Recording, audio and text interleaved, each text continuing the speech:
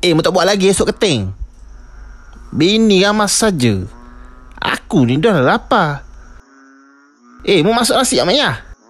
Aku ni tok laki dah rumah ni. Oh, berat macam mana lah nak ajar. Nampak bangang belakang. Sampai dah gastrik, pedih perut Walid Walid tahulah Walid tak vibe. Tapi Walid bukan seorang pelupa. Dah kenapa tak masak?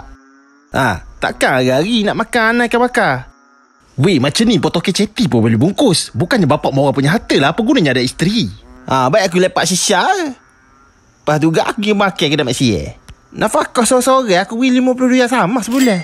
Ini arahan kerajaan. Walid punya kampung. Sebab tu jangan membazir, kena berjimat cermat. Understand? You kena tahu Mak Yah ni pemalas. Kalau aku tak sayang bini, aku tak lama dah Mak Yah ni. Rasa mulut banyak tak? Aku bini mulut banyak. Jadi isteri jangan nak cumbu buta. Kalau tak nak lubang hancur lah. Kau ingat lubang apa ni?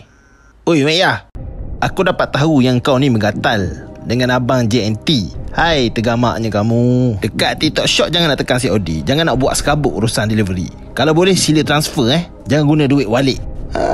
Maafkan Mak Yah Walid. Maaf saja dah cukup. Kasih Walid nikah. Walid rasa nak nikah dengan orang Kubang Buaya. Jangan Walid, jangan. Mu pun aku beli seluar dalam. Suka hati aku nikah dengan siapa orang. Lagi 800 orang bini aku dah cari lagi tau. Dapat ku membayangkan dari senyum bibirmu itu, terlindung dari nyata. Aku tahu semua